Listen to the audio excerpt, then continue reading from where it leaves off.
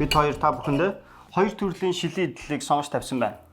Энэ маань флют буюу бидний мэддгээр шампань хундаг байна.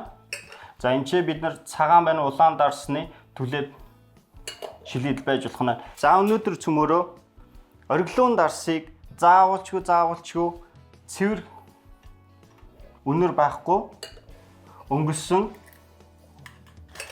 шилээд хийх нь хамгийн зөв. Зарим талаараа бид нэр илүү Prosecco-го хөрөхийн тулд гласыг бид нар мөсийдэг тийм үү?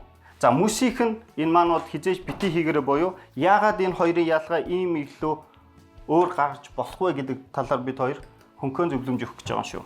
За одоо бидний харж байгаа дээр нь харж байгаа хөөсөрж байгаа энэ фом маань нарийн ширхэгтэй байх тусмаа тухайн бүтээгдэхүүн чанарыг гахалтай илтгэдэг тийм үү?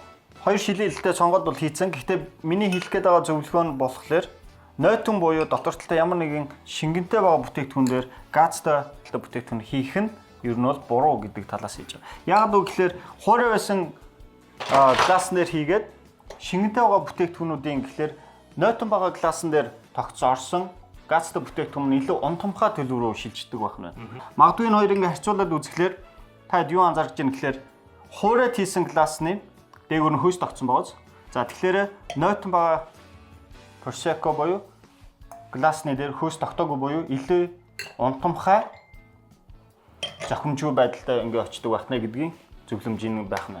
За энэ дээр давхад нэг юм ярихын тулд энэ хүү бүтээгдэхүүн маань мэдээж Prosecco 85 болон түүнээс дээш хувийн Glera гэдэг усан үзмний сортыг агуулсан бүтээгдэхүүнийг л яг Prosecco гэж хэлээд байгаа. Prosecco цөмөр амсч үзье.